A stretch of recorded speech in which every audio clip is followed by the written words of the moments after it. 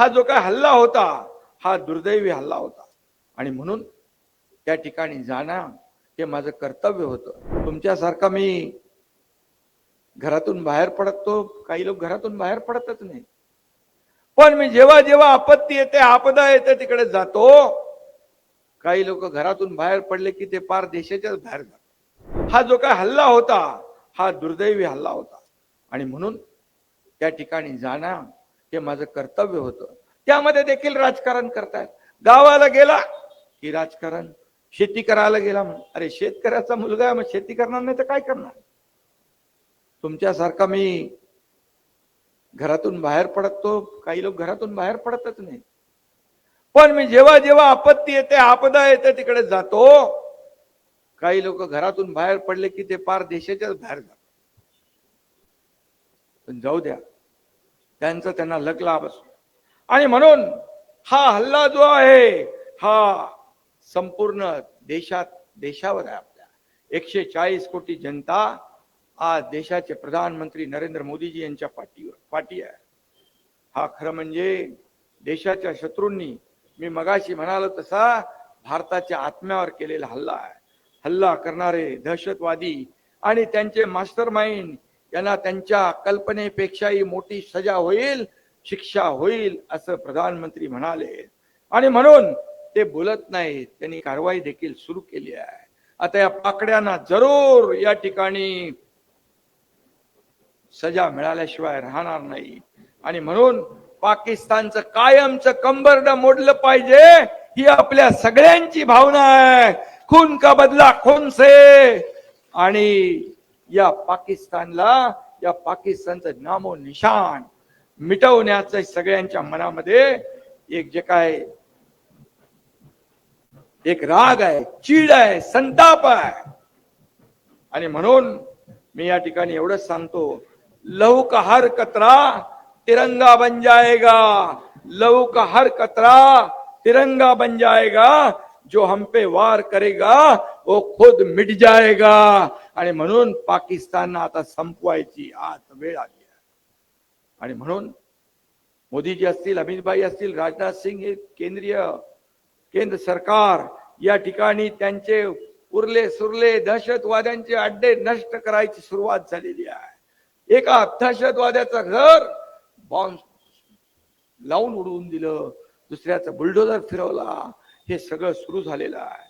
आणि म्हणून अब कोई हद नहीं, कोई सरहद नहीं, जो आग लगाएगा उसे जलाएंगे हम, असं म्हणून आपले सेनेचे जवान तिथं काम करतायत।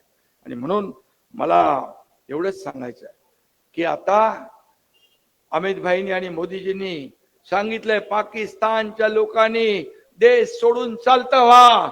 या ठिकाणी त्यांनी जे फरमान काढलंय हे प्रत्येक भारतीयाच्या नागरिकाच्या मनातलं फरमान आहे, मनातली इच्छा आहे। आणि म्हणून आता महाराष्ट्रातले काही 107 लोक कुठेतरी नागरिक बेपत्ता पाकिस्तानी आहेत। पाकिस्तानी जे जिथं असतील तिथून पाकिस्तानामध्ये चालते व्हा, अन्यथा पोलीस तुम्हाला शोधतील आणि जागेवरच ठोकतील। अशा प्रकारचं या ठिकाणी लोकांच्या मनामध्ये चीड निर्माण झाली। सरकार काम करत आहे आणि ज्यांनी त्याला आश्रय देतील त्या देखील अस्तिन्यातल्या सापांना देखील त्याच्या बिळातून ओढून देखील काढलं जाईल आणि त्यांना देखील सबक शिकवली जाईल। सरकार काम करतंय, मुख्यमंत्र्यांनी इशारा दिलाय। मी सांगतो की आमचा शिवसैनिक देखील या कामामध्ये कुठेही मागे राहणार नाही, कारण ही देशाची लढाई आहे, देशभक्तीची लढाई आहे। आणि अशासाठी हा देशाच्या सुरक्षेसाठी हा आमचा शिवसैनिक या ठिकाणी जवानासारखा लढल्याशिवाय राहणार नाही, हे देखील मी या ठिकाणी सांगतो। आता पाकिस्तान घाबरलाय। अगोदर जबाबदारी घेतली कोणीतरी, नंतर म्हणाले आमचं नाही काम, जसा सुरू झालं तसं घाबरले।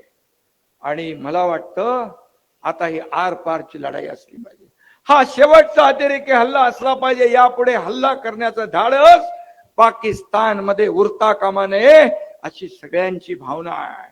आणि म्हणून हा भारत हा घुसके मारनेवाला भारत आहे। आता वोट बँकेकडे बघणारा आणि मतांच्या लाचारीसाठी शेपूट घालणारा भारत नाही आहे। आणि म्हणून मी आपल्याला एवढंच सांगतो, आतंकवाद्यांना जवाब मिलेगा, जरूर मिलेगा, करारा जवाब मिलेगा, ही सगळ्या भारतीयाची भावना आहे.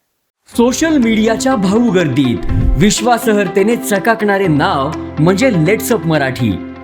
सगळ्यांना, सगळ्या नागरिकांना ती स्पीच, ती right लेट्सअप वरील मुलाखती म्हणजे विचारांचा खजिना. त्यानंतरच्या निवडणुकीमध्ये मला सोडून गेले.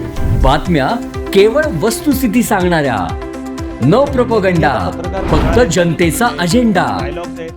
क्योंकि आने वाला कल जाने वाला है, जाने वाला कल आने वाला है. राजकारण, मनोरंजन असो की क्रीडा क्षेत्र, महाराष्ट्राची स्पंदने संवेदनशीलतेने टिपणारे माध्यम म्हणजे लेट्सअप मराठी.